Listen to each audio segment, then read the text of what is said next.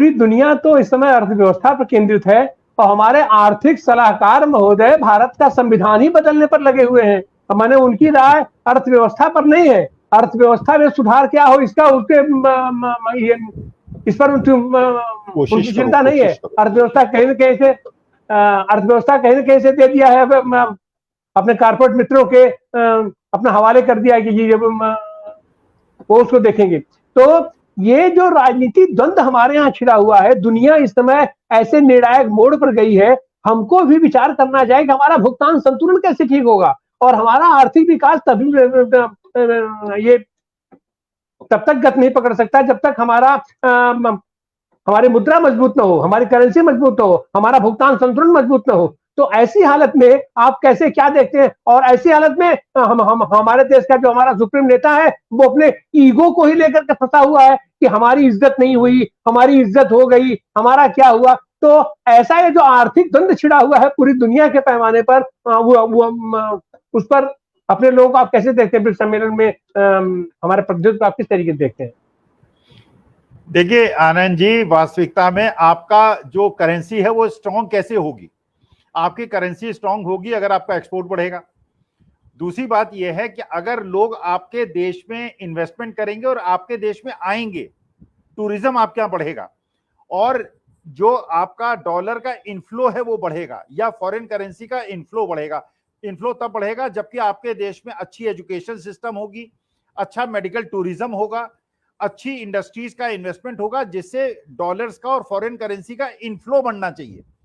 अगर आपके देश की स्थिति ऐसी है कि ऑस्ट्रेलियन गवर्नमेंट को यह कहना पड़ता है अपने देशवासियों से कि भारत जाने से पहले 4 बार सोचना, क्योंकि वहां नूह जैसी घटना हो रही है, मणिपुर जैसी घटना हो रही है, तो अगर आपके देश में जो टूरिज्म है वो नहीं बढ़ेगा, मेडिकल टूरिज्म नहीं बढ़ेगा, तो आपके देश का आपकी करेंसी स्ट्रेंथन कैसे होगी? जो भाषा जी ने बात कही, देखिए बांग्लादेश ने ये जो सुविधा, जो एक अवसर मिला था पिछले 3-4 साल में, उसका कितना अच्छा उपयोग किया। आज आप बांग्लादेश के अंदर एफडीआई इन्वेस्टमेंट देख लीजिए और ये देख लीजिए कि वहां पे टेक्सटाइल इंडस्ट्री पे किस प्रकार से उन्होंने कब्जा कर लिया है और भारत के उद्योगपति, भारत के बड़े बड़े उद्योगपति बांग्लादेश के अंदर जाके इन्वेस्ट कर रहे हैं। क्योंकि देखिए, जो इन्वेस्टमेंट क्लाइमेट बनाने की आवश्यकता है, अगर आप चाहते हैं आपकी करेंसी स्ट्रेंथन हो तो आपको इन्वेस्टमेंट का क्लाइमेट बनाने की आवश्यकता है। विदेशी तत्वों को ये आपको एक प्रकार का वो देना पड़ेगा, मैसेज देना पड़ेगा कि हमारा शांत देश है, लोकतांत्रिक देश है, धर्मनिरपेक्ष देश है। अब आप विश्व बंधुत्व बढ़ाना सीख रहे हैं चीन से और अपने देश के अंदर आप मणिपुर के अंदर नहीं जाना चाहते, आप जो है मेवात के अंदर आग ठंडी नहीं करना चाहते। तो वास्तविकता में क्या ये इतने मूर्ख है, विदेशी शक्तियां इतनी मूर्ख हैं, वो ये नहीं देख रही हैं कि आप जब विश्व बंधुत्व की बात तो पंडित जवाहरलाल नेहरू कर सकते थे, क्योंकि पंडित जवाहरलाल नेहरू एक लोकतांत्रिक धर्मनिरपेक्ष व्यक्ति थे। लेकिन अगर वर्ल्ड पूरा जो वर्ल्ड पावर्स हैं वो ये देख रही हैं कि आप अपने देश के अंदर जो माइनॉरिटीज हैं उनको दबाने का प्रयास कर रहे हैं, आपके अंदर ये जो दंगे हैं ये प्रायोजित है एक प्रकार से जो कराए जा रहे हैं, आप रोकने का प्रयास नहीं कर रहे हैं, तो आप चीन से विश्व बंधुत्व कैसे स्थापित कर सकते हैं? और चीन से आपका आयात बढ़ता चला जा रहा है। इसका मतलब यह है कि आपने जो कहा था कि हम सेल्फ सफिशिएंट होंगे, आत्मनिर्भर होंगे, अरे अगर आप आत्मनिर्भर में थोड़ा भी कदम आपने बढ़ाया होता तो जीडीपी का रेट मनमोहन सिंह जी के जमाने में कितना था? करीब 7.2% था।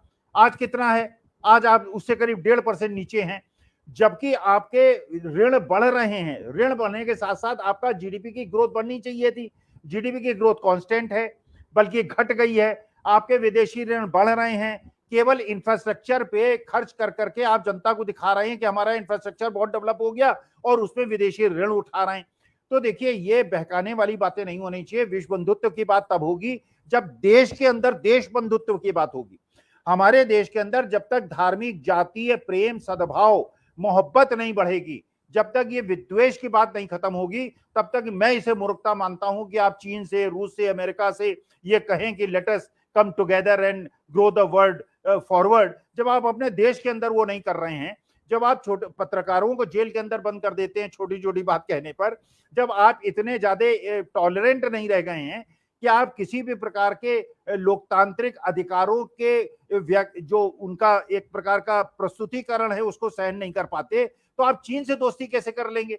जो आपके देश की सीमा के अंदर घुसा हुआ है। खैर, राजनीतिक परिवेश, और यहां तक तो मैं भाषा जी से सहमत हूं कि हमको in spite of all the differences we have to grow together, लेकिन we have to go together and we have to start from home. अपने अपने घर से शुरुआत करनी पड़ेगी, अपने देश से शुरुआत करनी पड़ेगी, और पूरे वर्ल्ड को यह मैसेज देना पड़ेगा कि हम एकजुट देश हैं जो किसी से भेदभाव नहीं करते। क्योंकि हम इस प्रकार का देश है, इसलिए हम चीन और अमेरिका से एक ही टेबल पे बैठकर इक्वली बात कर सकते हैं। वरना अगर हमारा जो मैसेजिंग है वो अच्छा नहीं है तो बाहर का वर्ल्ड हमसे कन्विंस होने वाला नहीं।